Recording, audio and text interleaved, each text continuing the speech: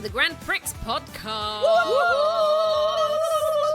Yes, that's right, ladies and gentlemen, petrol heads and armchair strategists. The mid-season report Grand Prix awards are rolling on. If part 1 was the formation lap, then part 2 is where the real chaos begins. Oh. We've topped up the fuel, slapped on a fresh set of softs, and we are ready to burn through the rest of the grid. Oh, wow. Now, last time we handed out some very prestigious but imaginary awards.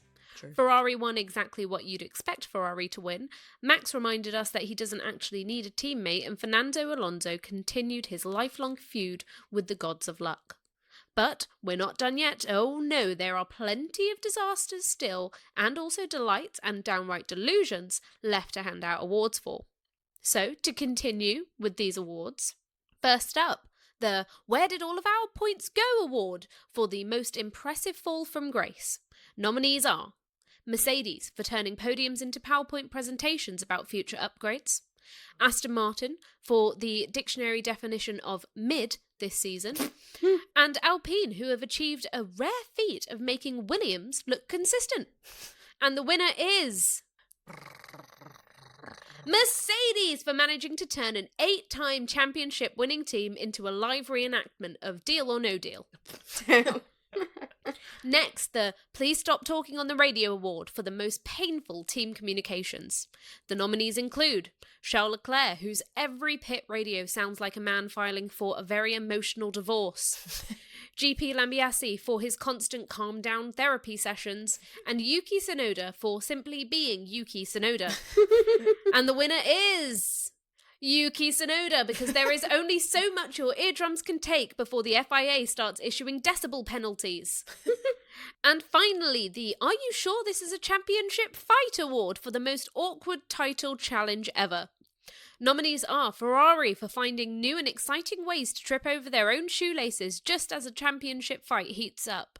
Ferrari for somehow looking dominant and yet completely dysfunctional at the exact same time, and Mercedes because apparently bringing upgrades is not the same as actually being fast. And the winner is McLaren, because with only 10 races left and a 299-point advantage, surely they're wondering if there are actually 9 other teams competing this year. Well, now that those awards are all out of the way, shall we get on with this episode? This week we're calling the remaining teams up to the podium. We'll be rating their best moves, roasting their worst blunders, and deciding which drivers and teams have been rated as prick, basically rubbish, grand, a bit mid but good enough to have F1 driver on their LinkedIn, and grand prick, hand them every award, trophy and performance-based bonus because their driving is as good as our podcasting. Hell yeah. So buckle up, grab a fake champagne bottle and get ready for more drama than a Ferrari strategy meeting, because part 2 of the mid-season report Grand Prix Awards starts right now. Woohoo! Now, if you tuned into the first episode, which surely all of you have, because why would you come to part 2 without listening to part 1? If I didn't read that it said part 2. What? Okay, well, if you didn't read that it said part 2, go back and listen to part 1. Well, don't tell them what to do. Please. But the format for this episode is we've obviously got our 3 rating systems, and we've obviously got 3 hosts. So I'm going to spin the wheel and we're going to decide who is arguing for each place. We will then have first 75 seconds, then 60 seconds, and then 45 seconds to basically battle our points for why our driver and team should be rated as that position. If that description didn't make sense, just listen to the first team and you'll get it. And to continue off alphabetically, Reem, last time we finished off on Ferrari, who are we starting with? No, we didn't finish off on Ferrari. Whoa. No! Last time we finished on McLaren. Yes, we did. Boo-boo on the mic. There's a boo-boo on the mic. I was correct. We are kicking off with Mercedes. Yes, we are. And who wants me to spin the wheel for them first? Go for Reem. Oh, Okay, we are spinning for Reem. So Reem, you are going to be telling us that George Russell, Kimi Antonelli, and Mercedes overall are prick. Ooh, exciting. Ooh. You're up next. Hit me. You are going to be arguing them as Hit me. grand, Oh, man. which means I get grand prick. Oh, wait. Grand's good. They have been grand. Yeah. Well, in my opinion. But we don't Well, know yet. No, we don't Well, know. it depends on the argument. Yeah. Okay. Good luck. Okay, so Prick starts first. Ooh, okay. Give me a second. We'll give you 75. Yes, exactly. So we're going to start off with George Russell, and you are Okay. going to have 75 seconds to tell us why George Russell has been a prick this season so far. And your time starts now. George Russell, the person who keeps complaining about all of his other teammates, the one who couldn't compete against the great Lewis Hamilton when he was in his team, and finally when he got the chance to be the number one driver, he still can't compete against his rookie teammate, Kimi Antonelli. Kimi Antonelli, who's 18 years old and he's barely been in the sport. George Russell, yes, he scored some points. Yes, he's, in the top 5 in the Drivers' Championship. I don't exactly know which position because I didn't do the research. But, I mean, he's not done that great. I mean, in comparison to Oscar Piastri, to Lando Norris, he's not done amazing. He's in a great car. Mercedes is a very fast car, and he's barely been able to do the most. All he does is complain. You'll see him in the press. 30 seconds. You'll see him in the press after the races, and all he does is wah, wah, wah, wah, wah, wah, wah, about all the things that go wrong, and then he fights against Max Verstappen. All he cares about is complaining against Max Verstappen. You know what? I did research on that, and I saw what other drivers were saying about Max Verstappen, and they were all praising him, but George Russell seems to have a stick up his ass, and he keeps, 10 seconds. he keeps saying stuff against him. So I don't think he's that great. Yes, he scores points, but I think he's just meh, in my opinion. Okay, and that's time. A stick up his ass. Yes. Okay. Did I go too far? To back up anything you I said. didn't look at your notes. I wrote them all out. I didn't have time. And so that we're not giving you too much time, is your 75 seconds to tell us why George Russell is grand starts now. Okay, George Russell this year is going to be leading the team for Mercedes. He is currently number 4 in the championship, and he's also won a race this year. Now, this year has not gone completely smooth sailing. They lost P2 in the championship. That Ferrari's managed to overtake them. However, they managed to get a win this year, and the only other people to get a win has been Max Verstappen and the McLarens. The Mercedes is not as easy to drive, and George has been maximising all of those results. So let's have a look at some of his results and things that he's done. So he's had 5 podiums, which is pretty fucking impressive. I'll tell you what would be more impressive: 6 or 7. Okay. Fair. But the Canadian victory was brilliant, but it did require seconds. Did require specific conditions, cooler temperatures. That's where the car's happier. However, 4th in the champion, I'd say, is pretty much where he deserves to be. 4th in the champion. Chairship. I don't think that he could get much higher than that. Also, the European header kind of exposed the limitations of the car and unfortunately meant he couldn't do much. Overall, I think he's done fantastically. Well done to George. Grand. Okay. Nice sign off. Thank you. That's your time. And not to give you too much time, go. George Russell, he has been on the podium 5 out of 12 races, and for any of you that are good at math, that is a 42% podium rate, which is pretty sensation for anyone that's basically not driving in McLaren. He is currently only 15 points behind Max Verstappen, who is in P3 in the championship. 15 points behind someone who won last year's Drivers' Championship, which I think is really, really impressive. He managed to get a race victory, which in a McLaren dominant season is very, very, very impressive. He's leading a team, as you said. Stepped up and replaced 7-time world champion Lewis Hamilton, and I think he's doing very, very good at it. He's mentoring his rookie teammate Kimi Antonelli, and Antonelli himself has said that he's helped him quite a bit, and apparently he's also helping him with his homework, his schoolwork as well. So he's a F1 tutor and also a school tutor. He's had a lot of issues with the car, but that's the car's fault. That's not his fault. And when there have been issues with the car, he has masterfully driven around them. He's risen above the Verstappen drama. There was obviously a lot of speculation about him losing his contract, but I don't have enough time to tell you about that because my time is up. I like the ending the best. Thank you. So, girlies, what do we think? What are we going to rate George Russell's season as so far? I mean, realistically, he has had a good performance this season. I think he would deserve Grand Prix.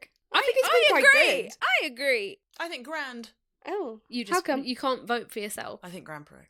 Well, that's 2 for me. Yay! Okay, nice, fine. Grand Prix it is. Okay, so we're going to reduce the time by 15 seconds every time, which means for Kimi Antonelli, we're only going to have 60 seconds to argue his case.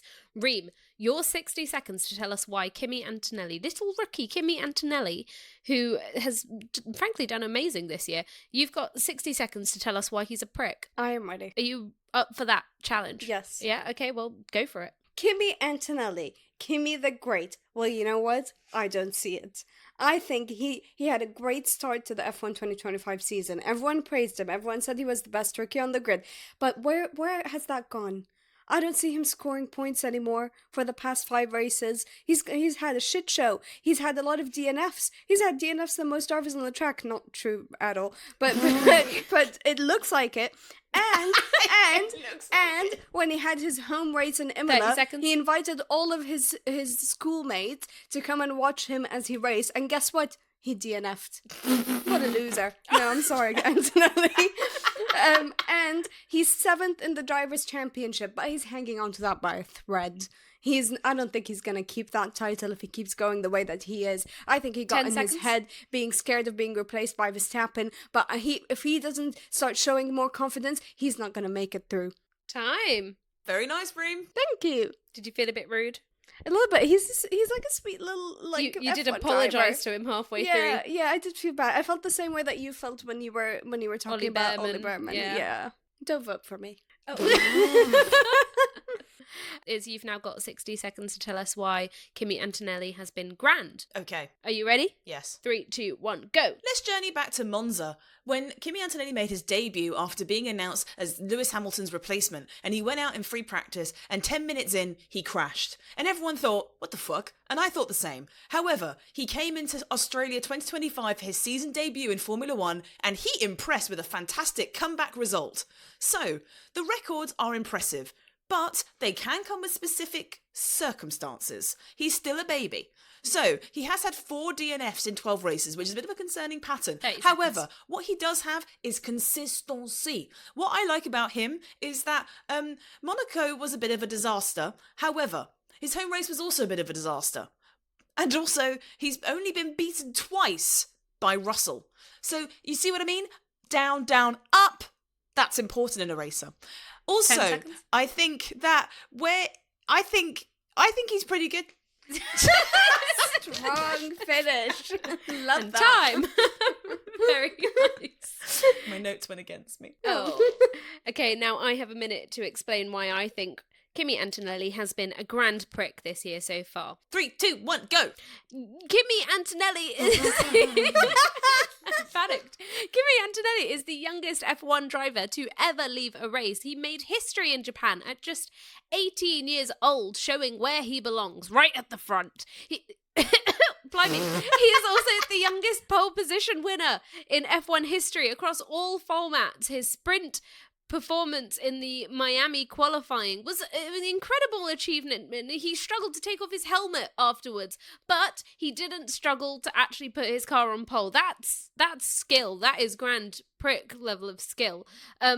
He had his first podium finish this year in Canada. He's the highest ranking rookie in the championship so far, sitting 7th overall. And he's had 6 top 10 finishes in his debut season. And he's out-qualified George Russell twice. And George Russell is a race winner. And yet Kimi Antonelli has managed to out-qualify time. Good work. I loved that ending. Thank you. It was abstract. She left it to the imagination. Exactly. It's down to your interpretation as the listener to think what she said there. And just for any listeners who have noticed anything, I'm not doing like an impression of Flemmy, Phoebe and Friends. I have got a bit of a cold, hence why I started coughing midway through. The timed format is going to work against me. You're not going to get pity points. You're also not ill. You just said that because you were scrambling. That's not true. Cream, is that true? Stop lying on the podcast. Has she I'm ill. fine. She's been fresh all weekend. Before we started, she did a handstand. I've never done a handstand in my life. She made us you're doing one right now. That's your signature podcasting pose. She made us go on a run at 6 a.m. That's true. I don't fucking run. Girlies, why the lies? Because the audience will never know. Apart from the people that know us that listen to this. Right, okay. Where are we going to rank Kimi Antonelli? I think grand. I think grand. Because he had a great start to the season, but I feel like he's lost a little bit of confidence, Yeah. which is what he said openly. I think Grand Prick. Oh. It's abstract. Well, I think he is the best rookie on the grid, and he was the third youngest podium winner in F1 history, and he was on the same podium that George Russell won. Exactly. I mean, like that's his... George Russell won. Yeah, but he's also a rookie, so I wouldn't have expected him to win. I think Max was promoted up to Red Bull. He won in the first race. Lewis was 1 point off winning the whole championship in his rookie year. Oh, damn. There's levels. I don't know. I mean, democracy, so grand, I guess. Grand. You got to remember, yes, he is a rookie, but he's also a rookie in a very, very, very successful team like Mercedes. True. Whereas the other rookies are in, Kick Sauber and Haas and shit like that. Yeah, so that's true. no one's expecting them to get podiums and stuff. Yeah. Okay, grand. Grand, are we all happy with grand? Yeah, sure, grand.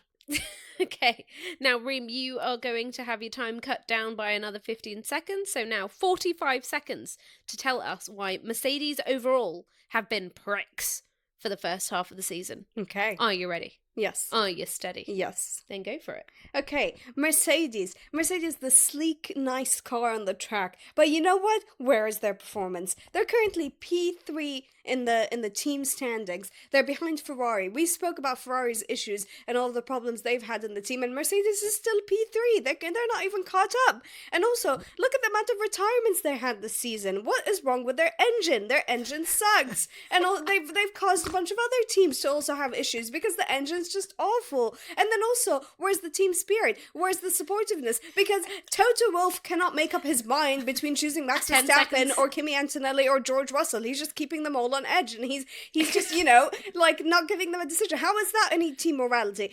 Time. So he's edging them. But also, Max is confirmed to stay at Red Bull. I know, but before that. We're just winding back the clocks here, Before that. Now, Iz, you've got 45 seconds to tell us why Mercedes have been grand. Your time starts now. Okay, yes, they are currently P3 in the constructors' standings. However, they had a strong start at the start of the year. Now, it's the same with everyone's New Year's resolutions. You start strong, and midway through the year, you fall off the wagon. It doesn't mean they can't get back on the wagon. It just means the wagon is kind of further down the road than they are, okay? And they're running after it. Yes, Toto Wolff has been seen in Sardinia at a yacht with another driver. He hasn't given him a contract that we know of. So, currently I'd say they have one of the strongest two drivers on the grid. Both of them could be future world champions, but they're not right now. 10 but they seconds. could be. Oh my God. Okay. They won a race this year and they've got lots of podiums, but they haven't got loads of podiums. Grand. Time. Thank you. Did I convince anyone? So now, Hey! you're doing Grand Prix. Yes, I've got 45 seconds to tell you why Mercedes Go! have been... Okay. They are currently third in the Constructors' Championship with 236 points. That is actually their highest ranking position since their dominant years. Now, Russell is currently fourth in the Drivers' Championship with 172 points, and this is his best performance since he's basically been in Mercedes. Okay, so if we look at 2022... he finished fourth in the Drivers' Championship. Then 2023, 8th. 2024, 6th. And 2025, back in fourth. Okay, so, they're beating Red Bull, who have obviously been dominating. And 5. They've managed to get podiums. They've managed to get race 3. wins. And they are 1. Grand Prix. This is stressful. You seem so calm. Okay, so... I think Nabs is null and void. Why? I think grand. Sorry, why? Well, I mean, they're good, but they're not great. They're like biscuits on a hot day. They're lovely, but they're a bit dry at the minute. Yeah. Have them with a cup of tea. I've lost my analogy. On a hot day. And they'd be great. On a hot day. No. Now, apparently, hot drinks on a hot day are meant to be really We're good. not doing this. What are you, a salesman? Sell me a pen. I think grand, personally. I mean, it's only logical. Because they've won races. They're one of the few other teams that have won a race that aren't McLaren. They used to be dominant, but they weren't. McLaren have a Mercedes engine, but they have a better car than Mercedes. Mercedes have had flashes of brilliance, but I think their car likes a cooler conditions. And currently, they aren't able to adapt to a mix of tracks and conditions. I think grand. I think grand too. Fine. Thank you. I just didn't like how quickly you dismissed me with no explanation. I think it was harsh, but it was necessary. Oh. So no one for prick. Pause. Okay, so overall, we rated George Russell as... Grand Prix. Grand. Oh, grand prick. Please listen. We rated Kimi Antonelli as... Grand. And we rated Mercedes overall as... Grand. All right, they've done quite well, haven't they? They have. I think they've come out pretty well. I think they can be quite happy with themselves. Now, Reem, next alphabetically, we have... Sauber. No. Kick Sauber. No. If you do the kick in front, it's kick Sauber. Well, we've already missed the K in the alphabet because that's before M. Racing Bulls. Racing Bulls? Yes, the answer is Racing Bulls. It's Racing Bulls. Yes. Yes. It is Racing Bulls. And we are going to spin the wheel again. Who wants me to spin for them first? Me. For anyone that doesn't know, that was Izzy. It was. You are going to be telling us why Racing Bulls have been grand pricks. Good luck. Thank you. I hope Nav gets prick. Because she'll Pause. have to defend. She'll have to defend. So does Nav. She'll have to say why Lawson is a prick. All right, I'll spin for Ooh. myself. She's got prick. Pause. But yes, I do. Damn. Okay, I'm going to be arguing for prick, which means Reem is arguing for grand. Lordy, this is going to be tough. Okay, which means I start, doesn't it? Mm-hmm. Okay, and we're going to begin with Hadji the Cute. Hatch the Cute. Or shall I say Hadji the Prick, because I have Oh. 75 seconds to tell you why his season so far has been prickish. Whoa. I'm not voting for hers. Why? Same. Hatchy the prick. You can't call him a prick. You can't do that. Well, you did it for Kimi Antonelli. Well, yeah, but Isaac's better. Oh, He's so cute though. Yeah. okay. I don't feel like I'm fighting a fair fight. You're not. Good luck. I guess my time starts now. Girls, hop in your time capsule and head back to the first race of the season, Australia. Where did Isaac Hadger finish the race? He didn't start. He didn't even start. Why didn't he start, Is? He crashed out and got a hug from Anthony Hamilton. Yeah, he crashed out, preventing the start of the race because he crashed during the formation lap. Does that sound like a grand driver to you? No. Does that sound like a grand prick driver to you? Yeah. No. No. It sounds like a prick driver. He didn't even score any points in the first race. You know who did? Kimi Antonelli. He did. That's a grand or even a grand prick rookie driver. He also crashed into Kimi Antonelli, poor Kimi Antonelli, at Silverstone, saying that he had poor visibility because of the rain. Actually, I just don't think he can drive in the rain. And if you can't drive under all circumstances and all conditions, can you really be considered a grand driver? Whoa. Can you be considered a grand prick driver? Whoa. No. He cost the team valuable points and the opportunity to score when rivals score. And my time's up. Oh. Lovely timer noise. Now, Reem, you are arguing for grand, Yes. and your time starts now. Hadji the Cute. We love him. He's just an adorable little guy. And you know what? He came into Racing Bulls with a great spirit. And yes, he didn't even start at the Australian Grand Prix. But you know what? He got a hug from Anthony Hamilton. And Anthony Hamilton's a great guy. So for him to hug someone like Isaac, it means that Isaac is a great person. So I think it's just fact. And he has scored 21 points across 12 races. You know who has barely scored any points? Gabriel Bortoleto, Jack Doohan, Franco Colapinto, Oliver Behrman. So he's scored more than any of them. He's even scored more than Liam Lawson, his teammate. And he's not had the best races, but he keeps getting back up again. He keeps trying. Oh my God, 30 seconds. yes, he's been criticized by people like Helmut Marko for being emotional, but you know what? Do we want emotionless drivers? Don't we want to connect with them? Don't we want to find them relatable? 10 so seconds. I think, yes, he's an emotional guy, but it means that he cares. And I think we should really be rooting for the drivers that care. And that's Time. that's my point. You now have 75 seconds to tell us why he's been a grand prick. 3, 2, 1, go! Haji the Cute has had a fantastic season so far. He has been able to go up into a Red Bull seat, and he has been leading the pack, apart from Max, most of the season, I'd say. So, when he came to Monaco, he showed fantastic teamwork with Mr. Liam Lawson, who I'll talk about later. And he managed to get a P6 in Monaco, leaving teams like Williams and Mercedes pointless. He made them pointless. They're British Empire. Well, no, they're not. Well, I don't want to say that. They're empires in motorsport. And he made them look pointless. Wow, that's powerful. Okay, then also he's had some fantastic 30 seconds. qualifying performances. He goes fast, baby. So when it came to the qualifying head-to-heads, 9-3 against Lawson. Yes, Lawson's been struggling. However, Isaac hasn't, so and it's showing, I think. Also, he's been able to bounce back after that embarrassing feat in Australia. He didn't listen to Helmut Marko or the haters. Rising to the top, it's Haji the Great! Oh shit, cute! I really fucked on the last word.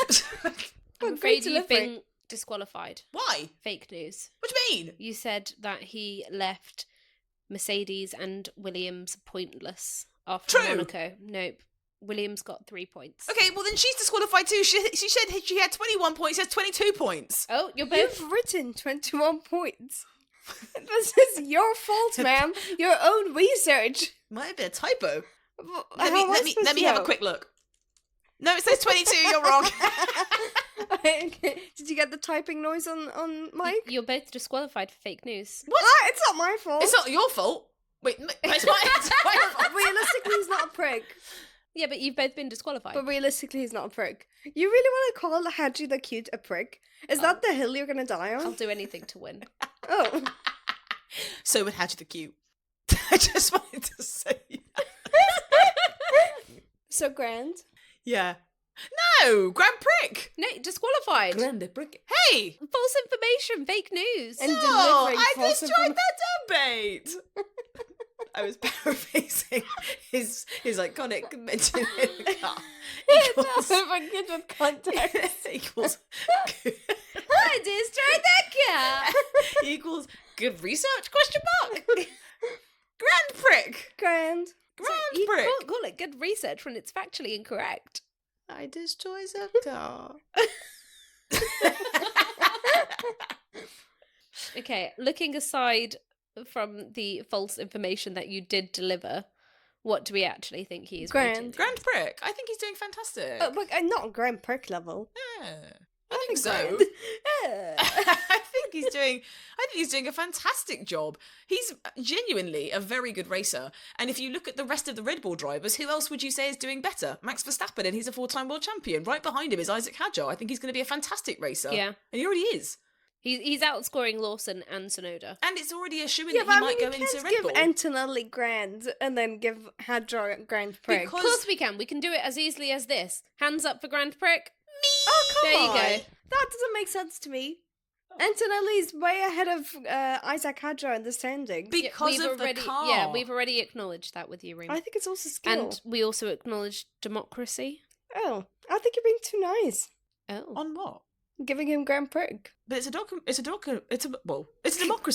Just spell it first. democracy. Go away. Okay, Isaac Hadjar for Grand Prick. Yeah. What happened to you, man?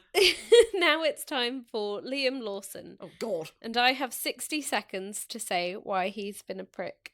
Liam, just if you're listening, I mean none of this, my dear. It's not me. Nav, it's the he's on show. holiday with his girlfriend. He's not listening to this. He might have a flight to catch after the holiday where he wants to listen to some podcasts. I feel like he's a Monsters, Inc. kind of fan. Oh, why? I think he's a laid-back dude. I think he probably likes Pixar. Oh, fair. He is a very big fan of cars. Oh, thank you. Okay. All right. Equals good research, question mark. Incredible. Thank you. My 60 seconds starts now. Girls, journey back to the start of the year. Why am I always journeying back with you? Well, because it's fun. Mm. Where was Liam Lawson driving? Red Bull. Not Racing Bulls. He was kicked out of his seat. Oh. Can you really call someone who's been kicked out of a seat grand? Can you call them grand prick? No. That's prickish behaviour if you ask me. He was described as struggling. Is someone who's struggling grand? Are they grand prick? No, they're prick. He failed to capitalise on being promoted and he lost his seat and now he is losing points to Hadja and is being outqualified by Hadja and he has lost significant ground in head-to-heads against Hadja. He is a prick. There is nothing more to say about it, especially because I haven't got enough time. You had 6 seconds. I know, but I couldn't form a full sentence in that You could have time. tried. I don't want to. You had a whole 6 seconds and you wasted them. Yeah. Disqualified! No. Disqualified! Your turn, go! Why is he grand? Let's journey back to the beginning of the season. She's stealing my line. Where was Liam Lawson? Red Bull. Where is he now? Racing Bulls.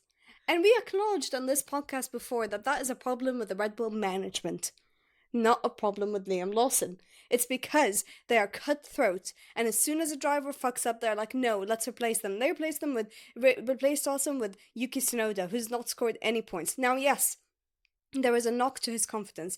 He didn't score any points at the start of this season. But you know what? It took him time to build back that confidence, and he showed up. He has since scored, when I get up the notes, did you put any of how many points he scored? He's scored points. You know what? He's scored points this 10 season. seconds. He's had great teamwork with Isaac Hadjar. He has continued to be a positive influence on TikTok, and I think he's recovered greatly. Positive influence on TikTok. I don't know. I kind of lost it. But you wish you'd finished a whole sentence earlier so you didn't make a fool of yourself? No, because at least I made my time. You actually spoke over your time. Disqualified! I actually took the 6 seconds that you didn't use. Is your 1 minute to tell us why Liam Lawson has been Grand Prix starts now. Liam Lawson is a grand prick. But first, let me digress. Let's go back to the start of the season. Where was Liam Lawson racing? Was he racing in Racing Bulls? No. Was he racing in Red Bull? Yes. Did he get demoted? Yes. How fucking dare they? This is obviously an issue with the Red Bull management. We've even spoken about that on this podcast. You screwed me over And too. And now look, yes, for his 2 outings with Red Bull, he got a 30 DNF in Australia, and then he got a P12, and then once he moved over to Racing Bulls, and he was able to get some fucking confidence and get some fucking support around here, Christ, he managed in 5 races to get his best season result in Monaco, a very challenging track, and got P8. Scoring points, thank you. So, if you look at how well he was able to have teamwork, and I think he's really cool looking. Time. Thank you. I had the time of my life. Came straight off the dome. Yeah, I bet. Our domes. No, there's no I in team, but there's 5 in individual brilliance. Me! Right, where are we rating him? Grand prick. I think grand. No, fine. Grand. Yeah, same. All right, and now we're moving on to Racing Bulls overall. Oh. And we've got 45 seconds for this one. And I'm going with prick, and my time starts now. Who was leading Racing Bulls at the start of the season? Christian Horner. Lauren Meckies. Oh, sorry. Yeah. And was he doing good? Yeah. But was he basically just taking scraps from Red Bull? It seems like it. Taking scraps of their car, taking scraps of their drivers. He basically had a team of Red Bull rejects. It's not a great look. It's not showing a team that is able to build something for themselves. They are currently 8th place in Constructors. That's not good. They've only got 45 points. Teams like Williams, who have always been down at the bottom, have more points. Teams like Sauber have more points. This is prickish behaviour. This is a prickish team. Time. Very nice. Reem, your 45 seconds to tell us why Racing Bulls have been grand starts now. Okay, Racing Bulls. Yes, Are they 8th in the championship currently? That is correct. Are they doing a worse performance than Red Bull? That is correct. But you know what? Let's not forget that they're a sister team. No one's going to expect them to get the same amount of investment and money to be able to beat Red Bull. But you know what? They're trying. Look at Liam Lawson and look at Isaac Hadjar. They're both scoring points. Now, it's little points, which makes them mid, but they're scoring more points collectively and individually than Yuki Tsunoda, an experienced driver who's been at Red Bull for a year now, but he was in the sport for a long time. So I think, I don't know. So Racing Bull's mid. Sorry, our classification is grand. Great.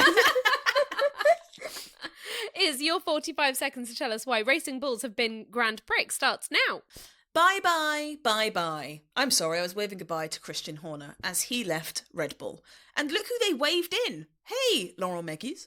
If there is a sister team, how come Red Bull have decided to employ the sister team's team principal? Because he's the fucking dog's bollocks. That's fucking why.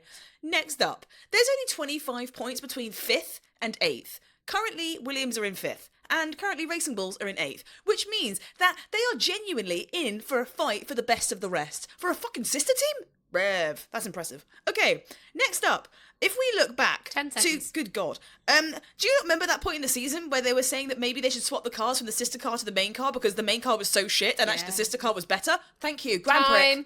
All right, well, That was quite a good argument. That was. I'd forgotten about that. Thank you. You know what was funny? Wasn't in my notes.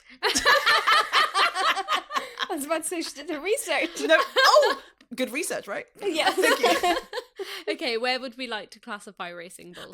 My argument should give them Grand Prix, but realistically, Grand. Grand. Yeah. It's pretty much just a grand team, eh? Yeah. We just gave them all grand, didn't we? No, yeah. we gave Hadjar Grand Prix. Oh yes, we did. Because of course. both of you. Yes. Not at all my contribution. So we gave Isaac Hadjar Grand Prix, we gave Liam Lawson Grand, and we gave Racing Bulls Grand. Yes? Yes. Okay, moving on to the main team, Red Bull Racing. Woohoo. All right, I'm going to spin for myself first. All right, I am arguing why Red Bull Racing have been grand. Ooh. Who's next? I'll go. Reem, you are going to be telling us why Red Bull Racing have been pricks. Ooh. Which means you're telling us why they have been grand pricks. Bring it fucking on. All right, Reem, as you are saying prick, you're going to go first. You have 75 seconds to tell us why Max Verstappen of Red Bull Racing has been a prick this year. Your time starts now. What the fuck is up with Red Bull? What is wrong with them this season? Just Max.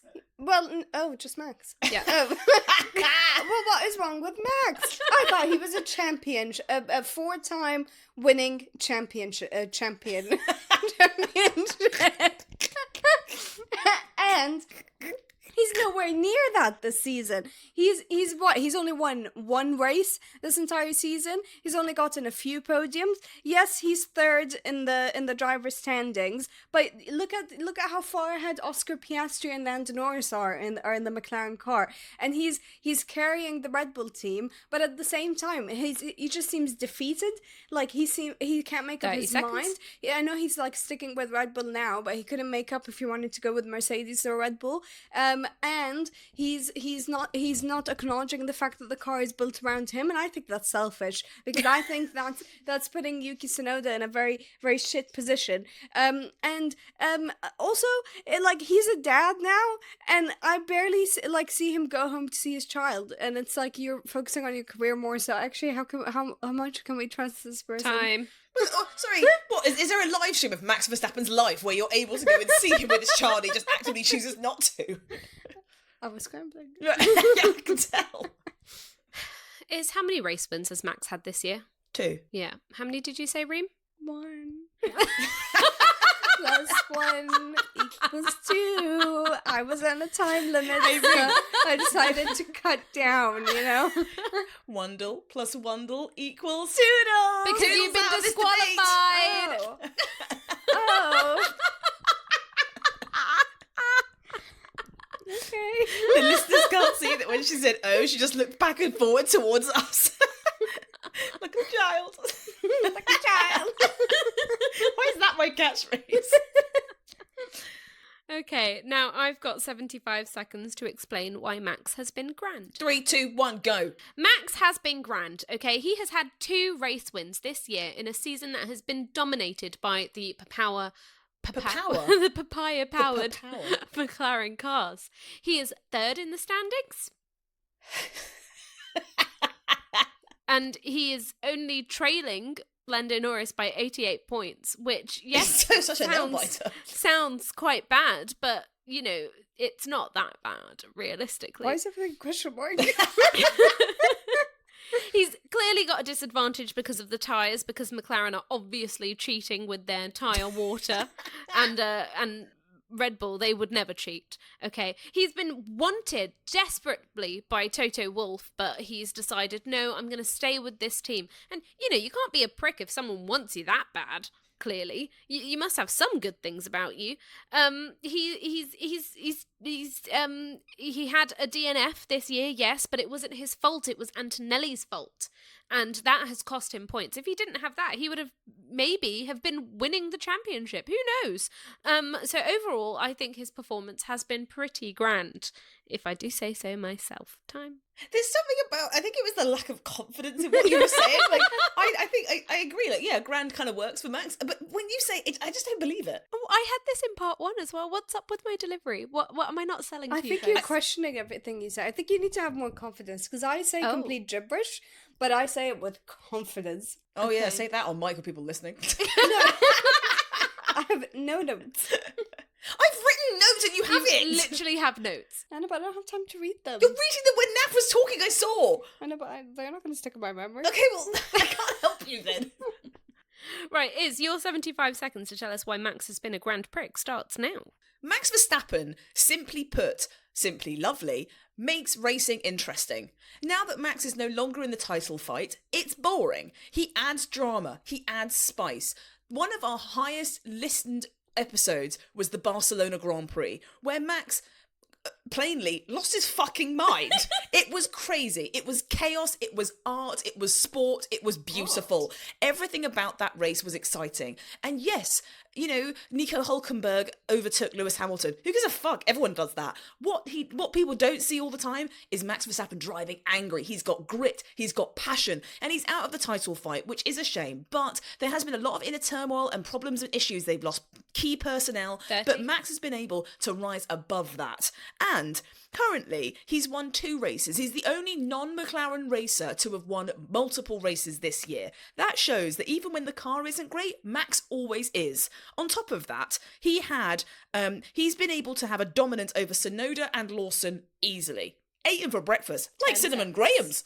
And also, I think that he was able to get a pole position at the Silverstone Grand Prix when the car wasn't that great. Hello. Time. The fuck is a cinnamon graham? What? Cinnamon Graham? You did say that. Yeah, I know. I was questioning how you didn't know that. What is this? It's a cereal. Is it? Yeah. I'm giggling. It's a cinnamon square cereal. I don't like that the listeners can't all scream at you right now. Oh, what? Curiously cinnamon? They've been rebranded. If you'd said curiously cinnamon, I would have known what They've been you spoke about. rebranded. That wasn't a joke. I was being serious. We don't trust you. And yet You I talk can't gibberish with see... confidence. Disqualified! For talking about Curiously Graham's. Yeah. Well, I can't see anything of old branding that indicates cinnamon graham. You make a fucking post on Instagram tonight and we will see what happens. No more reply. Everyone's getting ready for work. I can see golden grahams. What did I Are they say? not grams? I think they are grams. What did I He's say? Graham Who's Cracker. Graham? Did Graham you Norton? say Graham Cracker? Okay, right. I'm not an idiot, but what did I say? Cinnamon Graham. grahams. No. Graham. You said cinnamon grahams. Cinnamon Graham's. I may have done poop. Disqualified! Okay, moving on from cinnamon grahams, grams, whatever the fuck they're called. We're British, not American. We don't have graham crackers and shit. Where are we rating Max Verstappen? I think Grand Prick. I think Grand Prix too. I think Grand Prick. Which means I now have 60... No, Ream's up. You're doing prick, aren't you? Mhm. You have 60 seconds to tell Course. us why Yuki Tsunoda has been a prick. Your time Easy. starts now. Give me Ooh. 10. Oh, did it start? Yeah. Okay. No, whoa, give her 10. No. give it 10. Actually don't. Give Your it time 10. is going. Okay. Just stop. Yuki Tsunoda, okay, he was supposed to come in, replace Liam Lawson, and be the redemption arc for the Red Bull team. And guess what? He did not make that redemption. He has scored essentially no points since joining Red Bull. He scored 10. He's currently 18th in the Drivers' Championship, behind, in front of Jack Doohan and Frank Colapinto, that are both on 0. He's in the Red Bull car, which is one of the best teams on the track. He's being beaten by Liam Lawson and Isaac Hadjar in the Racing Bulls team, and he keeps just being disappointing overall. Like, he's angry on the radio, but if you need to be angry on the radio, you need to have talent 10 to back seconds. it up, and I don't think he has the talent to back that up. And also it's just poor performance and poor strategy and poor skill set and poor mindset. Time is how many points has Yuki Tsunoda scored while in Red Bull? I can tell you that easily. It's done, isn't it? 7. So fake Oh, was it news three- once was it again. 3 points in... Fake news once again. Reem, when will the fake news end? When will the lies He has end? 10 points when overall will in the the lies drivers' end, Reem? standings. This He is has getting 10 points ridiculous. overall. Our audience can never trust listen, you. Listen, at least I don't say everything like a question mark.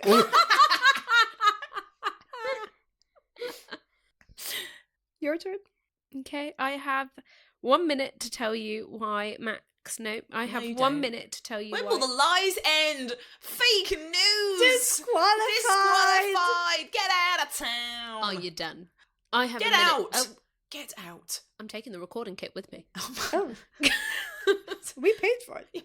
Leave 2/3. Right, I am now going to have 1 minute to say why Yuki Tsunoda has been grand. Question this mark. year. Why he's been grand? There you go. Yes. No. Much better. 3, 2, 1, go. Yuki Tsunoda started the year in Racing Bulls, which frankly was just wrong. Okay, he should have been in Red Bulls the whole time. So first, that was a knock to his confidence, being put in a sister team he didn't have any part being in. And then after 2 races, they moved him up. But since he's been there has been nothing but disrespect shown to him. People saying he's only there because Toyota wanted him there because they wanted a Japanese racer driving the Japanese Grand Prix for a Japanese engine-powered car. And he's been pushed aside and ignored by the former team principal, Christian Horner, given no support, basically told you're just here to make Max look good. And he's been shunned and he's had knocks to his confidence, but he's really trying. And he's getting more support now, and we're starting to see small uptakes in his performance, and I think he should be given grand. I think that was a stronger argument that time. Yeah. I think you seemed more confident. Yeah, I agree. I think realising that you'd only take a third of that recording equipment really did boost up your confidence there. I liked that. Good luck arguing Yuki Tsunoda for Grand Prix. Because your time starts now. Okay, let's talk about it. The wrong decision was made to let Liam Lawson, the surfer man, into Red Bull and take Yuki's place rightfully to the throne away from him. And it was so obvious they reversed it after 2 races. So what does that tell you? He's Grand Prix material, bruv. Okay, from there, he was able to recognise this is a difficult car. Well, sorry, how about we all go and sit with some coffee and talk about other Red Bull survivors and rejects? He could have a chat with someone like Alex Albon, Pierre Gasly, Sergio Perez, Liam Lawson, Daniel Ricciardo, many others who have all struggled to be able to replicate the brilliance that is the wonderkind of Max Verstappen. And you know what? How much of a disrespect is that? He has a difficult car. Look at all the drama that's been happening this year with this 10 team. seconds. It's been falling apart. And instead you're going to blame it on Yuki? No, blame it on the rest of the team, girl. Blame it on the rest of the team. Time. That was a passionate argument, to be fair. Thank you. Like, passionate's the right word. Thank you. Was it the right argument? No. All right. Well, I think prick is the right argument, Yeah. personally. I agree. if you had a grand in You front were of on it. the wrong side of the pitchfork this time, Lily. It's not the Fine. first time, not the last. Why does logic always have to win out? Okay, we now have 45 seconds, starting with you, Reem, to tell us why Red Bull have been pricks this year so far. Your time starts now. What the fuck is going on with Red Bull? What is wrong with them this season? First of all, they had the driver swap after the second race, where they swapped Liam Lawson with Yuki Tsunoda, so they couldn't commit to one driver. And then, halfway through the season, they end up getting rid of Christian Horner a year too late after he had all of the allegations against him. And then, they have all of these issues with the car. Max, who's a very experienced driver, is complaining about the car. And Yuki Tsunoda, who's, yes, not as great of a driver, but his car isn't built around him and he can't drive it either. So if only they can actually spend more time on the car than on team drama, maybe their team would be winning the championship right now and not McLaren. Whoa. Okay. Whoa. I can tell you, ladies and gentlemen, and others, that her phone was locked for the whole of that. Yes. No notes. No notes, bruv. Shall I try it too? That came from the heart. Yeah. I'll give it a go. Okay. Maybe it'll be. And you know what? We're just going to watch the questions flow. Hey! I was literally just about to say, maybe I'll say it more confidently. Why did you say that as a question? I didn't. You don't have to ask for permission. It was a statement. Question mark. 3, 2, 1, go. Red Bull Racing. Now, I don't believe they're pricks and I don't believe they're grand pricks. I think they're floating in the middle as grand. And the reason I think that is because I think this year for them is all about transition and improvement and growth. And I think the best way to say, to symbolize that is to say that they are correcting the mistakes of the past. They didn't give Yuki Tsunoda that seat in the team. So after two races, they corrected that mistake. They gave him that seat. They didn't fire Horny Horner when that situation broke out, but now they have corrected that mistake. They are learning from their mistakes and they are making changes. And I think that should be applauded. I think that should be praised. And I think they should be given grand. Damn. See, you should have no notes for each of the arguments. I might go no notes from now on. Whoa. I felt that to my core. Damn. You should try it. This podcast is inspiring. Right, is your 45 seconds to tell us why Red Bull have been grand pricks starts now. Oh, I'll tell you what I'm going to do. I'm going to take you to fucking school. R is for royalty. 4-time world motherfucking champion. He's the only active champion on the grid. And even when he's got a pooey car, sorry, we've been watching Ted Lasso. Even if you have that, he's still been able to win 2 races. Not 1, but 2. 1 + 2. Math lesson. Sorted. It was a bit awkward when the whole Christian Horner thing happened. However, they've been able to get a new team principal and the seamless operation continues. D is for deadly. When Max Verstappen and Yuki Tsunoda are in the fucking zone, my God, maybe not Yuki Tsunoda, maybe they can really go. 10 seconds. Bullish bullshit if you think that they're not Grand Prix. I was thinking time, or if I couldn't get through all of it on 45 seconds. That was ambitious. Bullshit. That's when the panic set in. I think I need to be with notes. I think that's where my confidence comes from. I think I find power in my notes. It was fun. Yeah. It's not what you want to hear after first date. So where are we rating Red Bull overall? I say pricks. Oh, I think for the power of what I said and my delivery improvement. we're not rating a team based on the confidence of a speech you sing I in say, game. can I give a proper argument? No, you had your time. Not The whole concept of the episode falling apart. not as in like the stylistic debates time, but I mean like comparing Red Bull to the previous seasons and also all of the bullshit they've had this year. I don't know. I think they're pricks. Well, you should I have think they've had prick said behaviour. that during your speech then, hey? I did ish. Could I get there in time? It's a difficult one. I think they're still operating at quite a high level, and I also think that one thing that whoever did Grand Prix did a terrible job, because they should have said that Max Verstappen's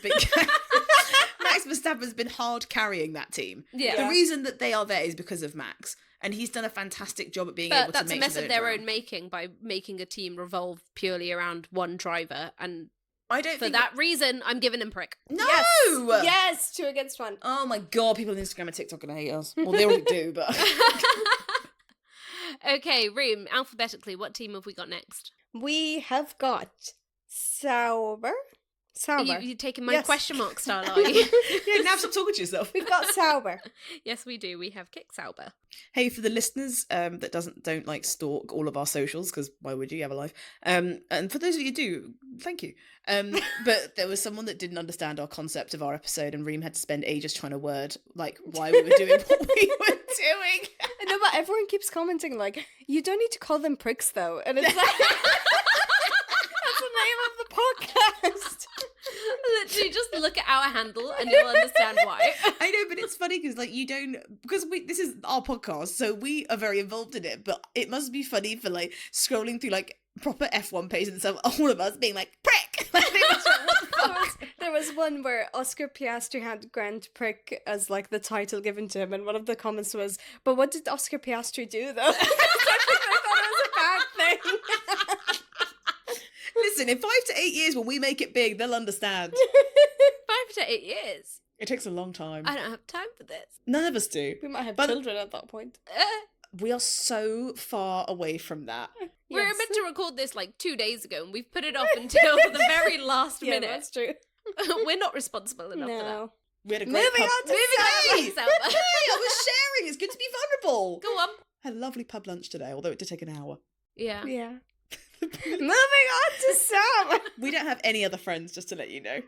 Moving on to Sauber. I speak to my mummy and my sisters. Fun fact, we all have brown hair. This has become a therapy podcast. Yeah, but I'm just letting This them know. is supposed to be about F1. 2 out of the 3 people wear glasses in this podcast. No, 3. You wear glasses too, motherfucker. Well, that was too far. I don't need to know that. Don't call me motherfucker. Here's another fact. One of my best friends had my feelings. Moving on to Sauber. All right, I'm going to spin the wheel to see who is arguing what point. I want Grand Prix because I have a T-shirt for Kicks. Well, I'm sharing a lot today. I have a T-shirt that's Grand Prix. No, I don't. I have a Kicks Sauber T-shirt. Cool. Moving on. I'm going to decide for Reem. You are arguing Grant. All right, spinning again, and this time I'm going to spin for me. Who am I going to be saying? Oh no, but Iz wanted this. Oh, Do you want swap seats? no. It's Okay, fine. I am arguing Grand Prick, and Iz is arguing Prick. Okay, we have spun the wheel. Iz, you are arguing for Prick, and we are going to start off with Nico Hülkenberg.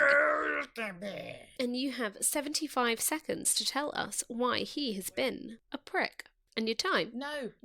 starts now. How could you do this to me? Okay. Okay. Literally, let's talk about it. Only having one podium and having 239 races entered, it's not the best fucking metric, is it? It's not the best ratio, ladies. Okay, so he's got 37 points in 12 races, but it's okay. But also, he's been driving for like 15 years. I mean, you should get more points than that. On top of that, he started P20 in Austria. Right at the back of the grid. Just stay there and go home. That's too far back, bro. You can't win a race from there. Unless it's a reverse grid. It wasn't. Okay, 30 he got seconds. a podium, but it required the symphony of the most strangest things and a setup of events that will never be replicated and hasn't been replicated in 15 years. Hence why it's never happened before. Yes, it was emotional. We're all happy for him, but whatever. Okay, next, he went 10 he seconds. got to P8 from P12, only 4 places up. Give me more. Oh, that's it. Okay, time. Nice. Thank you. Very I passionate. thought it was weak. Oh. Reem, you're now going to tell us in 75 seconds why Nico Hülkenberg has been a grand driver this year. Your time starts now. Nico Hülkenberg. Hülkenberg. Please, this is monologue. Now, he has won his first podium in 15 years since he started in F1, which was a very, very emotional moment when we were watching Silverstone. But I mean, when you look at other drivers and when you look at, being in a sport generally, if you've been in a sport for so long and you haven't scored any podiums, if you haven't won any races, you would have given up But Nico Hülkenberg, he does not give up. He keeps trying and driving. He's currently 9th in the Drivers' Championship. Now, when I started this podcast, I didn't know who Kick Sauber was. I didn't know who Nico Hülkenberg was. I didn't know who Gabriel Bortoletti was. But That's now, a reflection on you, now not him. Nico, please. Now Nico Hülkenberg is one of the people that I root the most for, and he's above both Aston Martins. One of them being a 2-time world-winning champion for F1 drivers. and he has a great he has great spirit. Oh, you're just not going to use the last 8 seconds And there? he is Your wonderful. time's up. Okay, if someone's won a world championship multiple times, you say a 2-time world champion. I don't know what you're going for, but you keep saying it wrong. I don't know. You are a whole championship. Yeah, it doesn't make sense. He's a 2-time championship. It doesn't work. So it's a 2-time world champion, Okay. a 4-time world champion, a 7-time world champion. Okay. Lewis is a... 7-time world champion. Well done, you didn't say shit. Well done. You were just testing her. Okay, my turn. 75 seconds to say why Nico Hülkenberg has been Grand Prix this year so far. My time starts now. He has had a historic first podium in F1 after 239 races, 15 years, and he managed to get onto the podium, and it was emotional. We were all cheering. We loved seeing the support from all of the other drivers. It was just a brilliant moment, and you even got a t-shirt after it to celebrate how amazing he did. So, and he got that from starting P19th and moved up to P3. That is just incredible in a wet race as well. He had scored in the Australian opener more points in that one race than Sauber managed to get in their whole 2024 season. In Barcelona, he started P15 and managed to get up to P5. In Canada, he started P12 and managed to get up to P8. In Austria, he started P20 and managed to get to P9. He has had an amazing year so far. He's 38 years old and he is proving that age is just a number. And I'd like to spend the last 10 seconds of this saying, and I'd like you guys to join in with me, Nico Hülkenberg! Have you ever enjoyed saying a driver's name more? Oh, Good point. there is another name I liked. Valtteri Bottas. I do quite like saying Valtteri Bottas. I also like, what's his name? No, can't remember it. Well, there you go. I rest my case. Nice. Grand Prix, 100%. Grand Prix, I agree. Grand Prix, yeah. Yeah. Woo! Okay, moving on. Reem, you now have 60 seconds to tell us why Gabriel Bortoletti has been a prick. I'm arguing for grand. Oh shit, you now have 60 seconds to tell us why Gabriel Bortoletti has been a prick. Your time starts now. Okay, Gabriel Bortoletti won in F2. He is not winning in F1, girl. So, he may have had a fantastic rise up the ranks, and now it's... He's got a 38-year-old man that's in the opposite side of his garage, and guess what? He's getting outperformed by him. So that's pretty embarrassing, because he's a young, sprightly fellow. Yes, I call him Gabby the Great, but my heart's not in it. So, he's had 3 DNFs in 12 races. That's a 25% failure rate. That's a 25% more failure than other people have. He's also had only 1 points finish, P8. That's pathetic. Come on, get more than that. Also, Silverstone Tyre he had a disaster with that, and it showed that he had terrible judgment. So if he was to choose whether to save a cat from a tree or not, he'd probably choose not to. And I don't agree with that. 10 seconds. I like cats. And also, F2 champions means nothing if you can't translate into F1 success, prick. Oh, Wow. that was aggressive. Yeah. Reem, your far. minute up. If it was aggressive, that means that it was a good argument. So No. thank you. Not really. We didn't say Actually, that. that's a You're terrible putting reflection words- on the world. That is true. Yeah. What are you saying? Reem, your minute to tell us why Gabriel Bortoletti has been grand starts now. Gabby the Great! Gabby the Great! Wait, stop contributing. Listen. what we Yes, get. at the start of the season, we were like, what on earth is Gabriel Bortoletti doing? Because he wasn't scoring any points. That is true. But in Austria, you're also nice. In Austria, he got P8 and he scored his first points of the season. And you know what? When he did, everyone was cheering for him. I think he even got driver of the day for that one. And it's because he was showing commitment and he was showing skill. And now, both him and Nico It's Hulkenberg. Both him and Nico Hulkenberg have made Kick Sauber a proper competitive midfield team. And also, when Nico Hulkenberg won at Silverstone, when he got P3, 10 seconds. he left a very nice radio message to him, and he could tell the team dynamics are really good. Like, it's like a mentor and mentee kind of situation. So he seems like a very positive spirited young guy. Time. Thank you. Thank you. All right, my minute. It's It's time. it's Is that a meme? Is it? Yes. Oh, it's Mariah Carey. Oh. Was she live under a fucking bridge? No, a rock, actually. Oh, okay. It's time. Oh, it's. I can't get the note. It's time. Oh my god, that was close. It's time. I think I'm closing Is out. the aim to just go as high as possible? She sings. She does it as a basically like close to a whistle note. Oh. It's time. That was pretty close. It's So sorry for any commuters that have their headphones in. It is just bleeding. I was actually gonna go with it's time to face the music. X Factor? Oh. Oh, is it from that? Yeah. I thought it was from UFC. To face the music. I don't know. I guess so. I don't know. Okay, my minute to explain why Gabriele 3, Bortoleto 2, has been 1, Grand Prix go. starts now. Gabriele Bortoleto is back-to-back feeder series champion. He won F3 in 2023. He won F2 in 2024. Might he win F1 in 2025? Probably not. But He won't.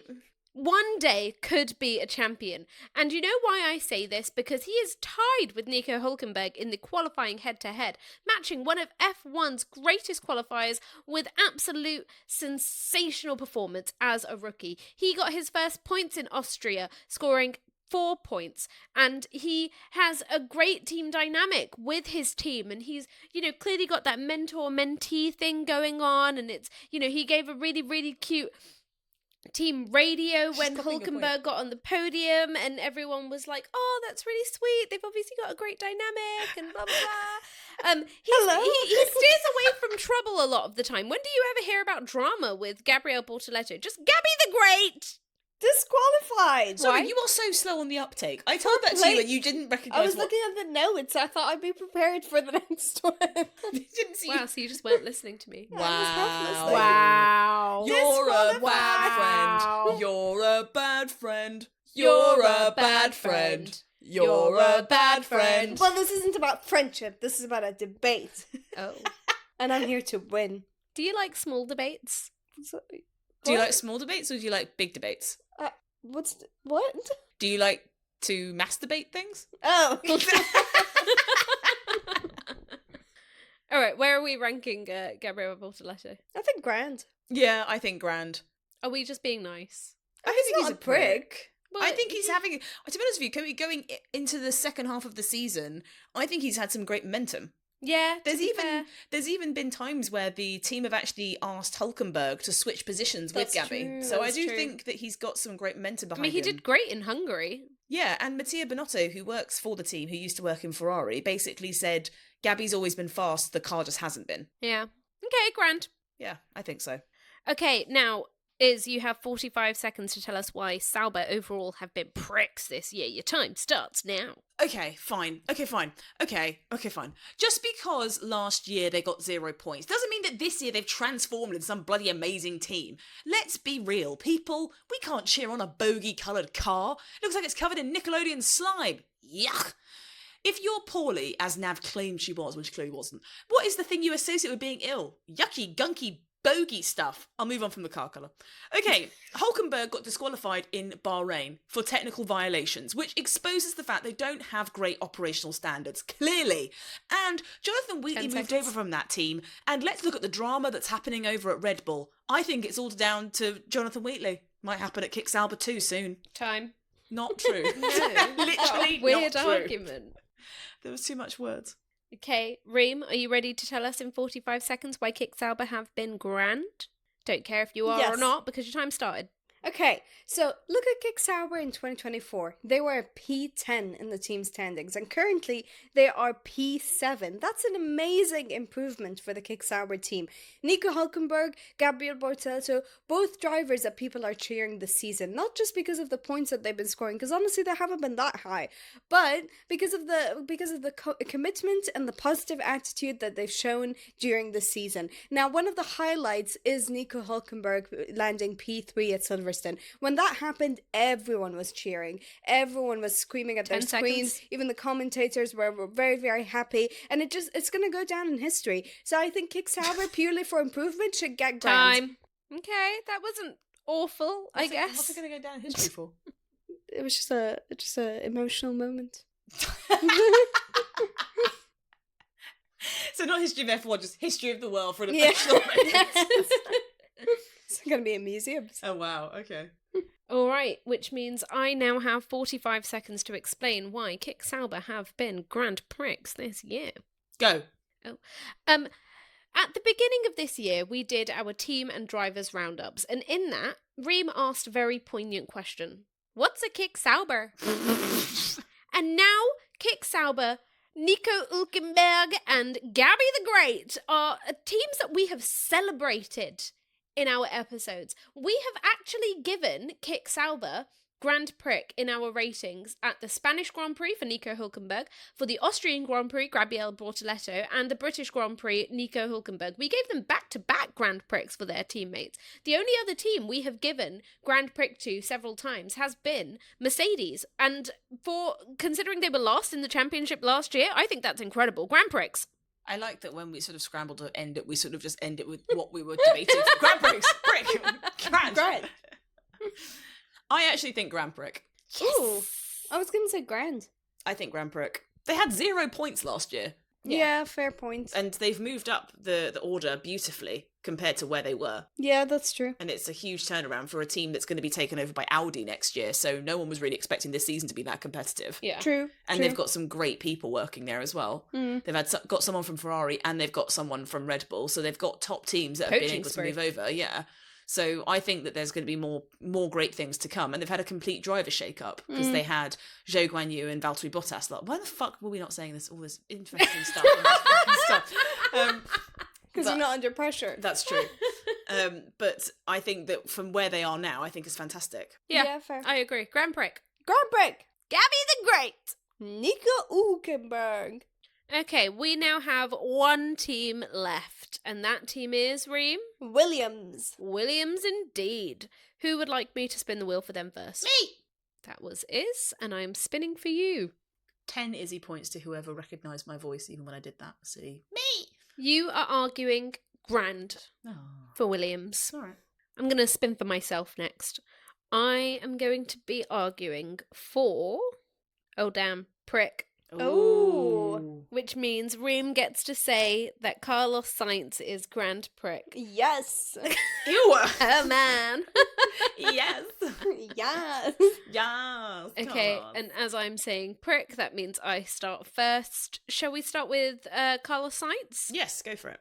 Okay, so that means I have 75 seconds to explain why Carlos Sainz has been a prick. And my time starts now. Where did Carlos Sainz start last year? Ferrari. And he was dropped from his seat, and the only place that would take him was Williams. Frankly, a backrunner team. Okay? And while he has been in Williams, he has been, frankly, a backrunner driver. Okay? Carlos Sainz is only 16th in the championship, only on 16 points. That is rather pathetic. Okay? His teammate, Alex Albon, is on 54 points and he is on 16. That is shocking. The head-to-heads, I don't even want to go into it because, I mean, he's just done shit, frankly. He finished last season, this point last year, he was on 148 points, okay? And for him to only be on 16 now is crazy. Okay, he didn't even finish the first race of the year. He crashed out. He DNF'd. He has struggled to justify why he is struggling so much, and I just don't think that is good enough, and he is just a prickish driver this year, frankly. I think other years he's been great, but not this year. Wow. Whoa. What have we got to say to that, Mrs. Science? Well, I'm going to throw hands after this podcast. You're going down. You've now got 75 seconds to tell us why Carlos Sainz has been grand. Your time starts now.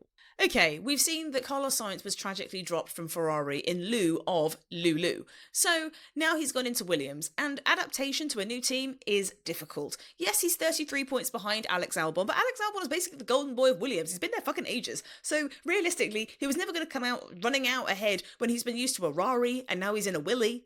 Ew. Anyway, okay, fine. So do you remember that time when he got a torque spike, that's how he said it, in Australia, and he crashed out? Literally wasn't his fucking fault. He then became Alex Albon's engineer and strategist for the day, and he did fantastically because Alex Albon got like a really good result, which escapes my mind currently, but it was pretty good. Anyway, if you look at how strong he was... 30 seconds? Oh, he's had some qualifying inconsistencies, but what's within the word inconsistency? Consistency. Thank you. Oh. You've got 20 seconds. Oh, sorry. I am not done. Also, he's had some car failures and issues in DNF. That's not his fucking fault. He didn't make the fucking car. He just drives it. And there's a lot of buttons on these cars, and he's been able to do his best. In Saudi Arabia, he got 4 points, P8, his best finish. And yes, he didn't get 146 points because he's not in a Rari anymore. Time. What a stupid point. Thank you. Reem, you've now got 75 seconds to say why your man's Carlos Sainz has been grand prick. And frankly, if you don't pull this off and make us vote this, your love isn't real. I want you to just really show the viewers how obsessed you are with this man. Oh, okay. Your time starts now. My man, Carlos Carlos Sainz. Now listen. Look at other drivers on the track that have moved to other teams. Lewis Hamilton, Esteban Ocon, Yuki Tsunoda. All of them have had their struggles adapting to a new team. All of them have been called pricks at one point in this podcast, specifically Lewis Hamilton and Yuki Tsunoda. But you know what, Sainz? He was adapting to Williams after years in the Ferrari, and he's adapted greatly. He's contributed to Williams getting I lost the bit of what I wanted to say. No. They have gotten 70 points in half a season versus 84 points across the entire period from 2018 to 2024, which is incredible for Williams. And yes, he's done less than Alex Albon, his teammates, but he's supported Alex Albon at multiple points. He helped him get the points, and he was also working behind the scenes helping him get these points. So he's actually he's not scoring it himself, but if you look at his performance as a whole in the team, he's done greatly. And also, he's just a sexy man. Time. I don't know if you're using the word greatly in the right way. No. I don't know either. He's done greatly. I think it's just he's done great. Yeah.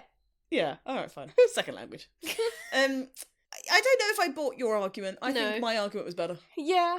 I wouldn't say he's grand prick either, realistically. Whoa. Yeah. Even though he's a sexy man. Yeah, I think it's more if it was on looks. Can you really say he's been grand though? He's an ex-Ferrari driver and he's currently 16th in the championship. Yeah, but like you said about the rookies, he's in a Williams, not a Ferrari. It's about the car. Yeah, but his teammate is 8th. Yeah, but his teammate has been in the Williams for a long time, so he's adapted to the car. Yeah, but Sainz has driven for McLaren, he's driven for Ferrari, and now he's driving for Williams. It shouldn't be this hard for him to be scoring points. Not if it's a shit car. But it's not a shit car because his teammate is in 8th with 54 Yeah, but points. then that's like comparing Yuki Tsunoda and Max Verstappen or Lewis Hamilton and Charles Leclerc and... Oh, no. Which we do. I know. My argument's not valid anymore.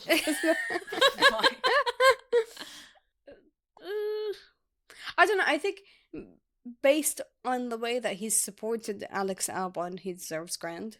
But if he wants to be an engineer, he should give up his seat for someone who actually wants to be a racer and score points. Race. I think grand. Really? I think prick. I don't really know why I say grand. I just think he's lovely, and I think he's a really good racer. Okay, so but this isn't a personality thing. But he's still learning everything.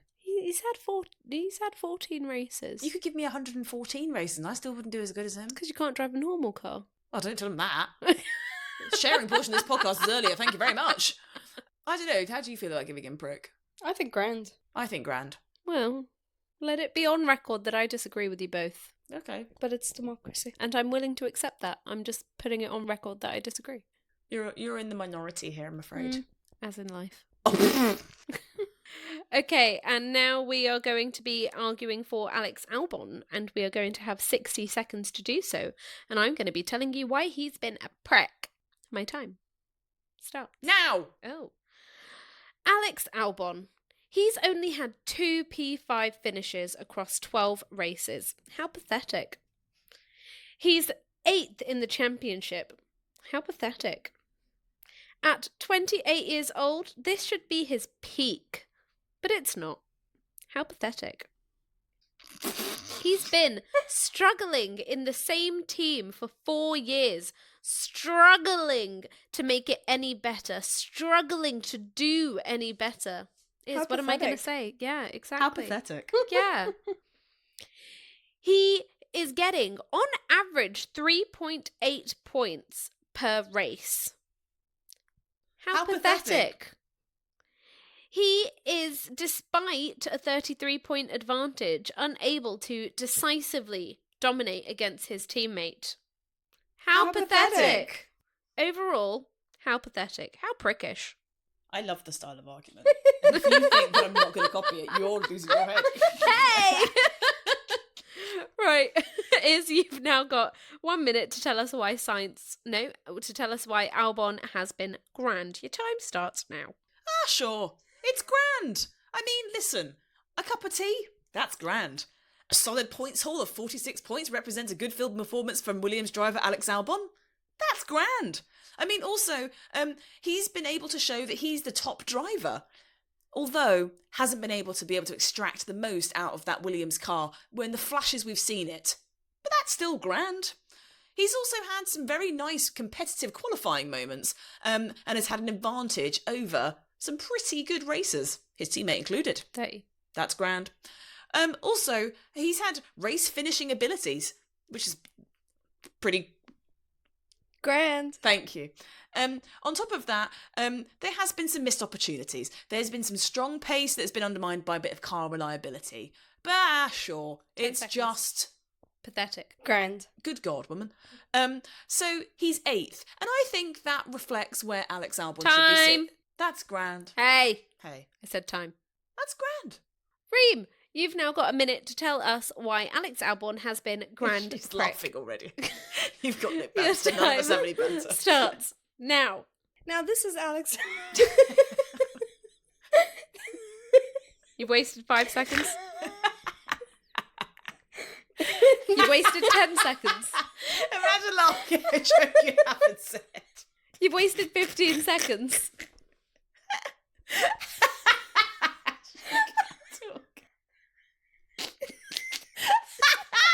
25 seconds. Oh, the wheeze.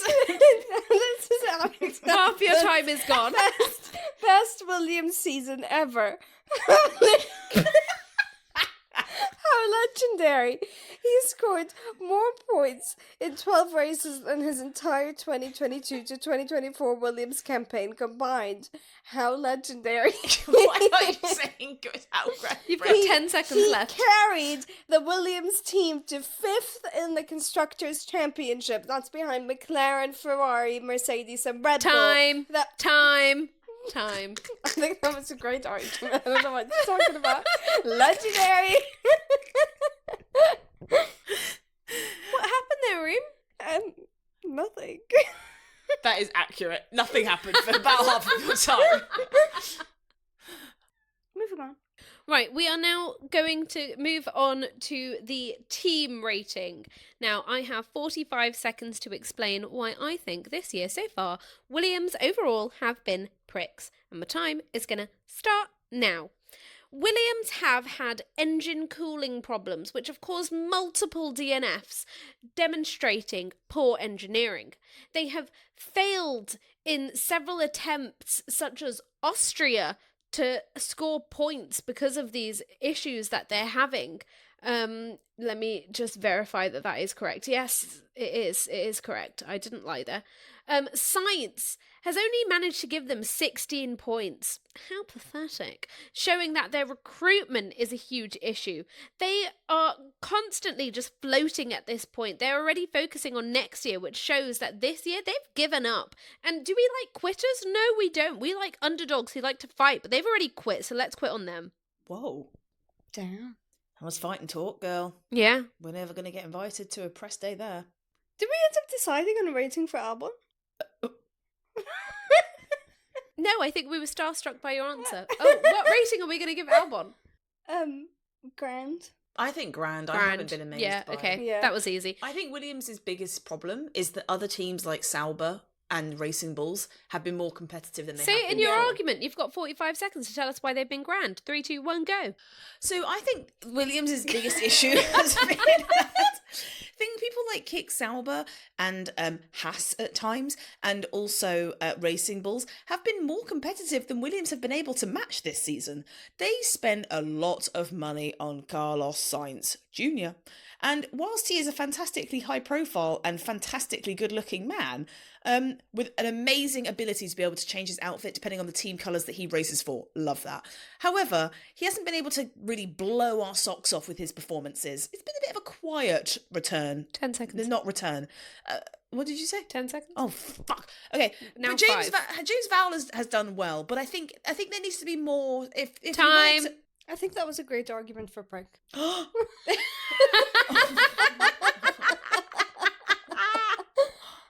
No, I think I said some good things. No. It was mostly disappointment.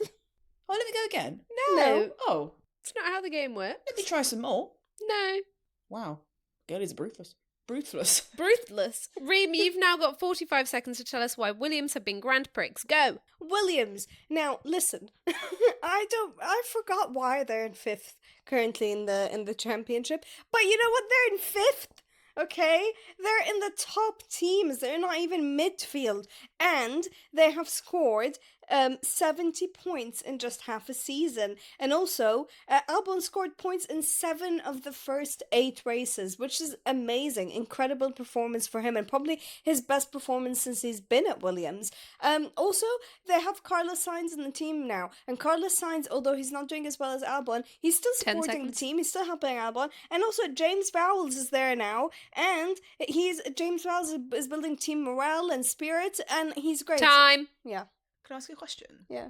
I've forgotten it. Okay. Great Brilliant. conversation. So, what rating are we going to give to Williams overall? Grand. But her argument was shit. You're talking about me. Yeah. Well, not based on the argument, but based on general performance. Thank you, but no thank you, I think. Your I think- argument was prick, but Williams overall are grand. Yeah. Oh. Okay, so then we have given Carlos Sainz. Grand. Which she disagrees No, we with. gave him prick. No, we both said grand, and Nav said she heavily disagrees. Yeah. Did you change your mind? Did you give him prick? I wrote down prick as the answer. So you agree with me then, prick? No, we both said grand. Okay, fine. Damn it. So Sainz grand, Albon grand, Williams, grand. grand. Just a mid-team. Just a mid-team. Mid-team. Smack bang 5th on the championship out of 10. Literally mid. Mid-team. Yeah. Fair. Midfield. Makes sense. Yeah. Right, that is it for our mid-season review. Over this summer break, we have had Reem's mid-season exam. Yes. Have you finally emotionally recovered from that? Yeah, a little bit. So that's quite So no. contradictory as an answer. And we've had part 1 and part 2 of our mid-season review for all drivers and all teams. Next week, we've got a race! Race week! It's race week, motherfuckers! And you'll be all bereft, sad, and depressed to know I'm not going to be doing the intro. I know. Someone here is going to be doing the intro. Someone who I'm looking at now, who looks filled with glee and not much thought behind her eyes. I will be doing this. There she is. Everyone be scared. Reem is doing the intro for the Dutch Grand Prix. Yes. Right. What did you want me to contribute to that? Legendary. Pathetic. Oh, Sorry. grand. Okay. Oh, you killed the joke. So if you want to make sure that you hear it, make sure you subscribe to our podcast, like it, give it a review, give it some 5-star ratings. We would be very, very appreciative. And also follow us on our socials. We're available on Instagram, TikTok, YouTube, and X. Make sure you engage with us on there and we'll engage back with you. Drop us a message if you've been enjoying our episode so far, and we'd love to hear it. If you have anything negative to say, though, Keep it to yourself, you rascal. write it on a piece of paper and shove it up your butt.